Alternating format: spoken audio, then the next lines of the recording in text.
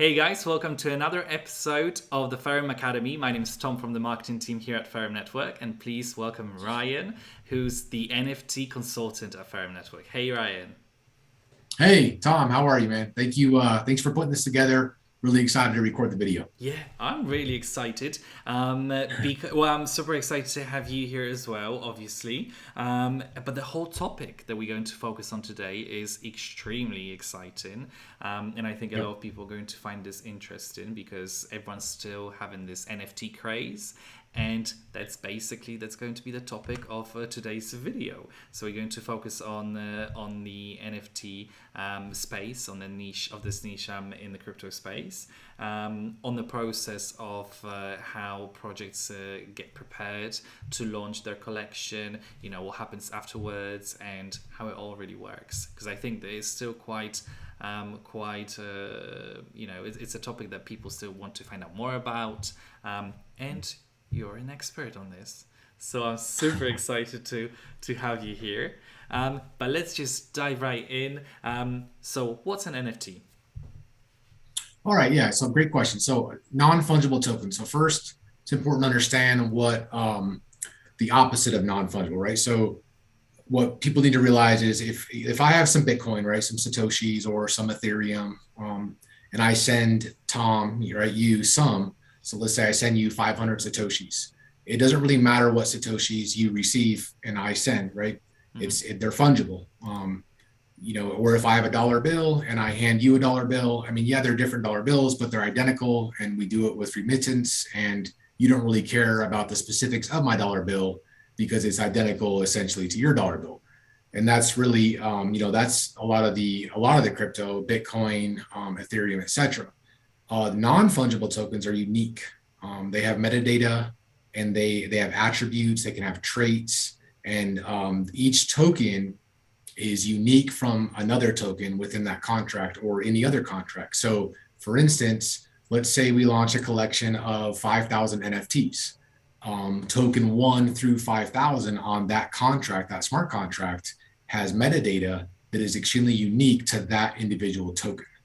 And if you have token 5 of 5,000, that token 5 is unique to the rest of the tokens within the, let's say the NFT collection.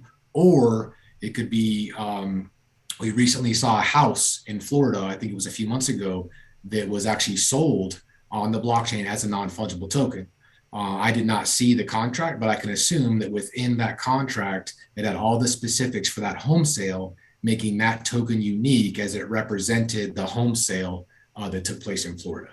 So that's essentially what an NFT is. It's a token on the blockchain that is derived from a smart contract, and it has extremely unique traits and data within that token that makes it unique from the rest of the tokens in that collection.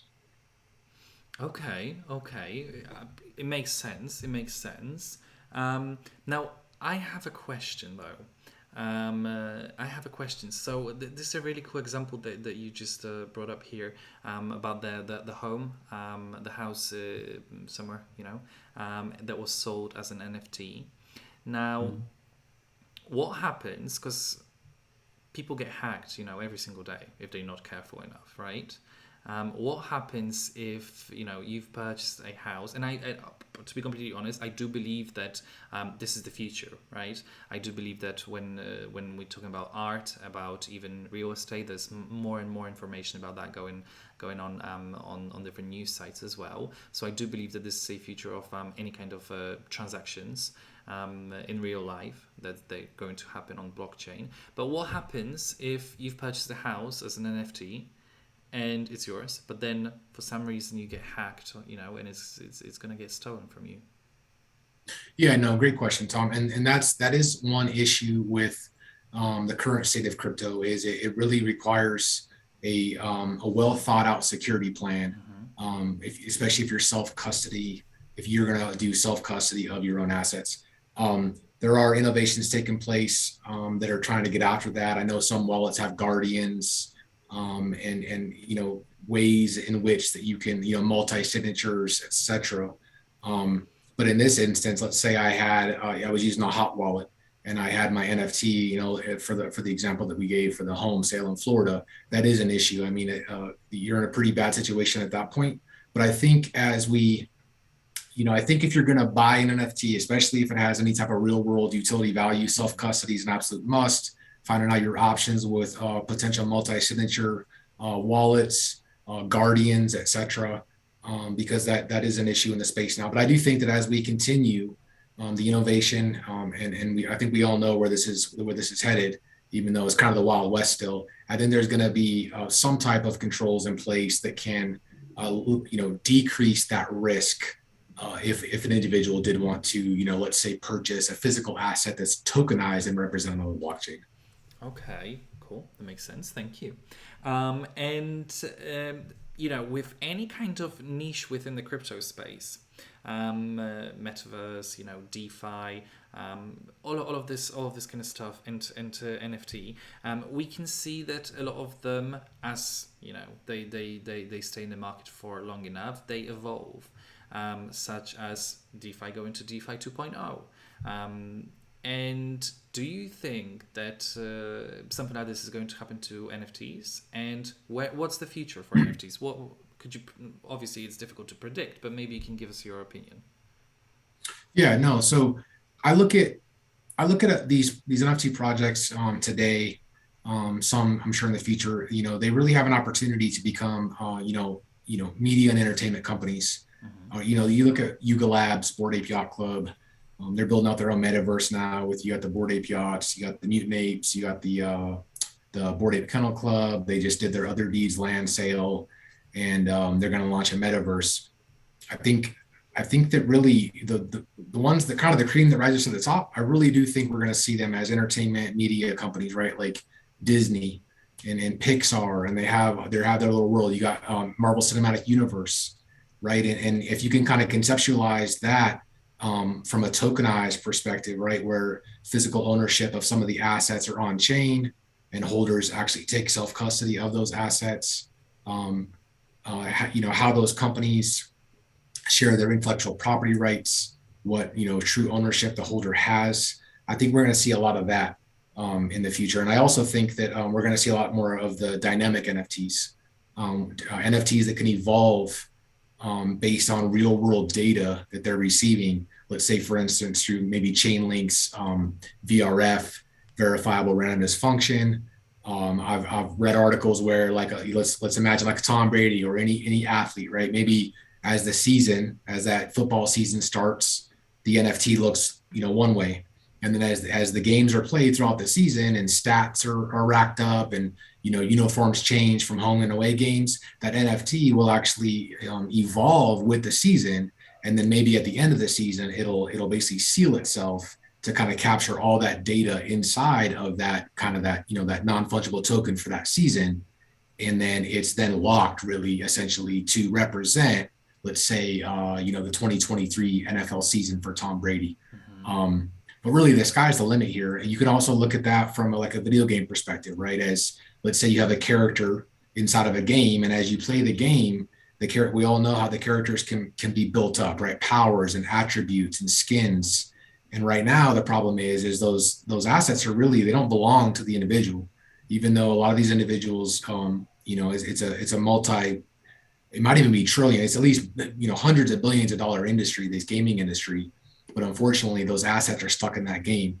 So imagine where you're playing a game and your character keeps getting more powerful and it has assets and it evolves over time. You could then see those dynamic NFTs coming into play as well. And then maybe that individual has the right, has the ability to put that asset on the open market.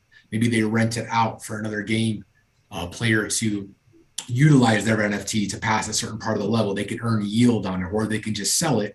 And then all those hundreds or thousands of hours of playing that game, there's value there that can go back to the individual that built up that non-fungible token. Mm-hmm. So I think we're going to see a lot of that. And then I also think that we don't really know where all of this is going to go, right? It's kind of like the internet in the 90s. I mean, you can have a vision and you can kind of like throw a dart at the wall and think, okay, we're probably going to end up somewhere around there. But I think that we'll look back in about, 5, 10, 15 years, and really be amazed at where this space is headed from an NFT perspective. Mm-hmm. No, it's definitely super interesting. Um, yeah, because if you think about it, when NFTs first started, they were just there, there wasn't much utility added. There wasn't much exploration done, I think. And now, if you think about, pretty much every single metaverse project is releasing a collection of NFTs. Be it weapons, things that basically you can also use in the game itself, which I think that's pretty cool. Sports people, athletes, they jump on NFTs. Artists, obviously, as well. Snoop Dogg, like he's probably like pioneering Yeah. every single aspect of NFTs. He's really jumping on it, and I think it's brilliant. I think we yet to see a lot of different ways they're going to be explored by different projects, and how NFTs can be utilized. So I think that's great. But yeah, if we're talking about the collections, the NFT collections, how do projects prepare for the launch of a collection? Yeah. So, I mean, it really starts initially with the vision.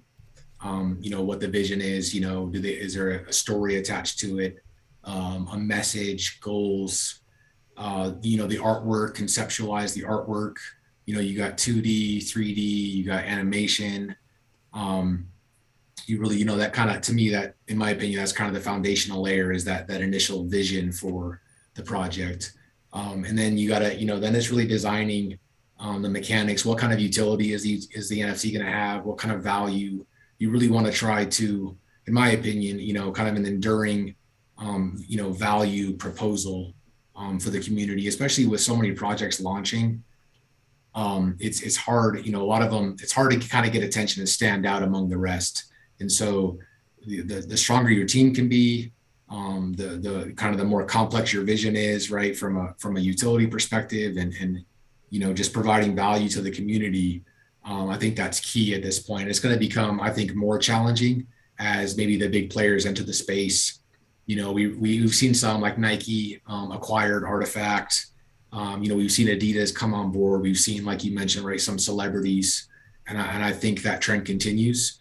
And so I think it's going to make it more difficult for maybe some of the little guys to, get noticed. But that being said, I still think there's a lot of opportunity there for strong teams to really think through that and be able to be successful. And then, really it's all about the community. I believe it. I really believe Discord is a huge resource for any NFT community, especially with the Web3 functionality within Discord, whether it be through various bots like Collabland, WAP. I know Me6 just launched an NFT collection, and they're working on full Web3 integration with whitelisting mechanics and holder verification rules, etc. And I think that my advice for any team would be to leverage Discord to be that center of gravity for your community. Build a strong community, that's rooted in transparency, trust, utility, value, and really you're going to create ambassadors of your brand. They're going to be loyal to you, and as long as you take care of them, I think that's kind of the foundation there. And then at that point, the sky's the limit to really go to high places for sure. Yeah, you've touched on a lot of interesting aspects. First of all, you're completely right. There's so many, not just individual people, artists and celebrities, but brands and companies, like Nike, like Gucci, Louis Vuitton, that they're exploring metaverse, and they're exploring potential NFT collections, which is something it's something really unique for a space, because NFTs probably becoming one of the most mass adopted aspects of crypto space at the end of the day. Which I think is brilliant. That's absolutely amazing.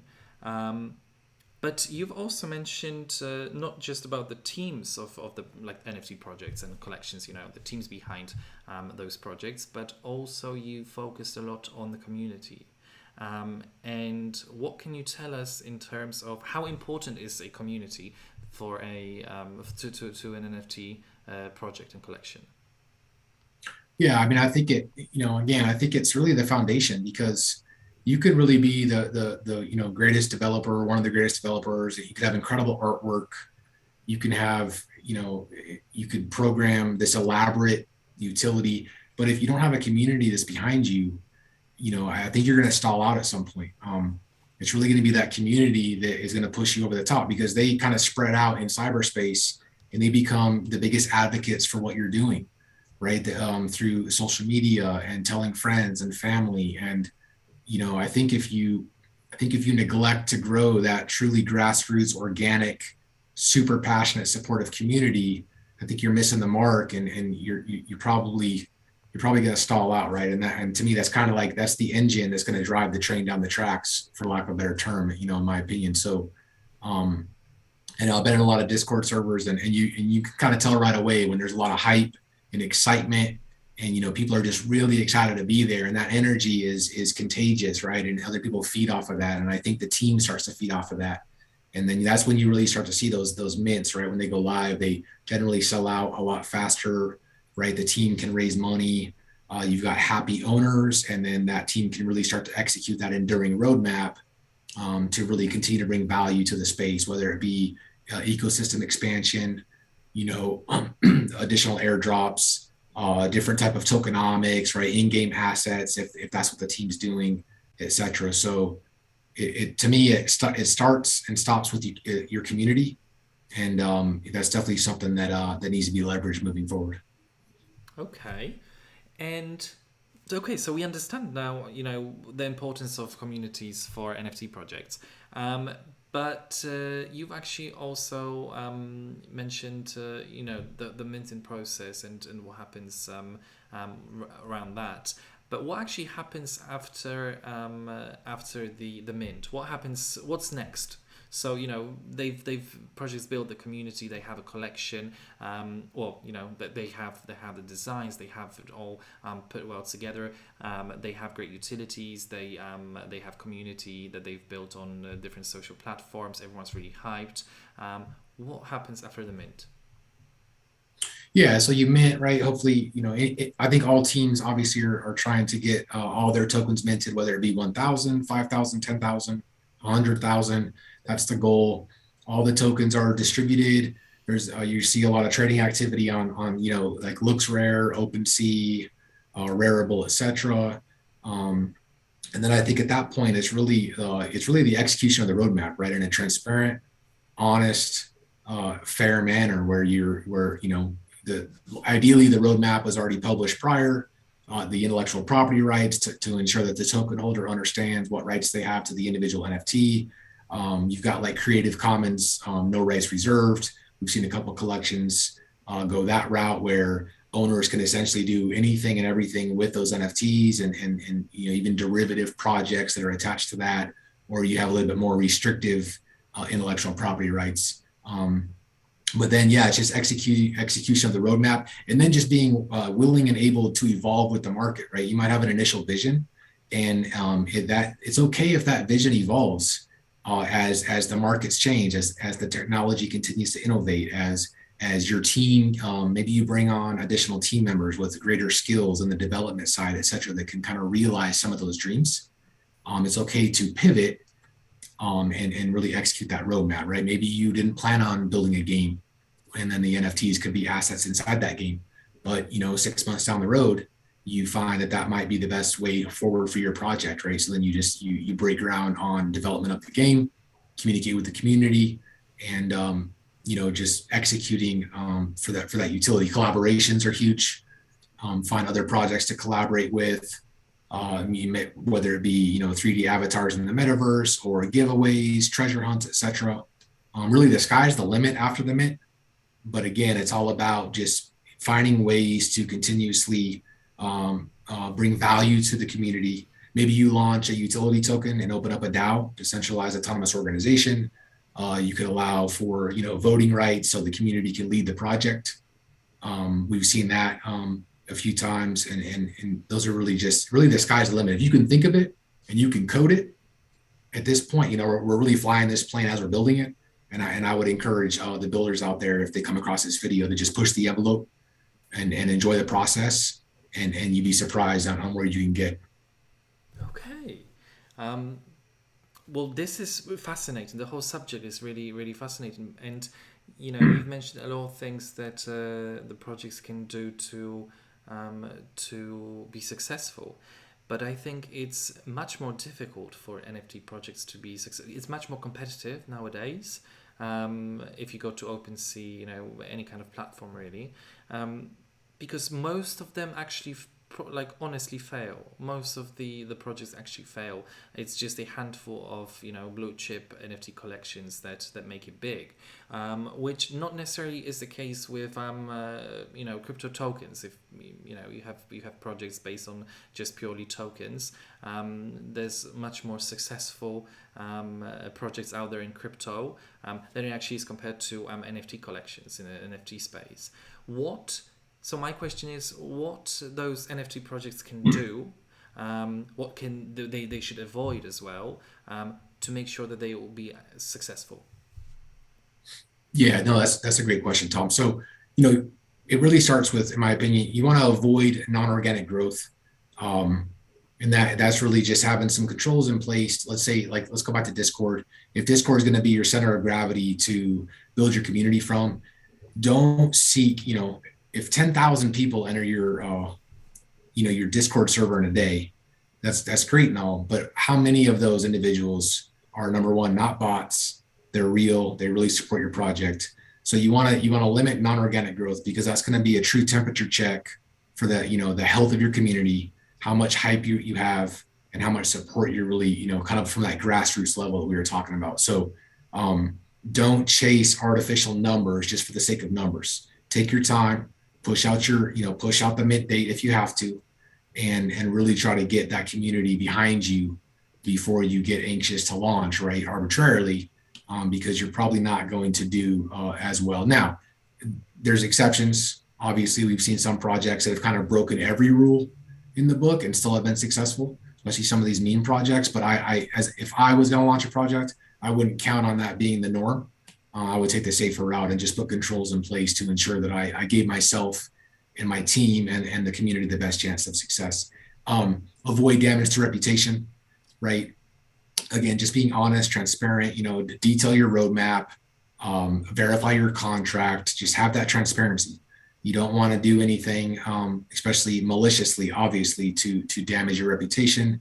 And I think it would be extremely hard to recover from that point.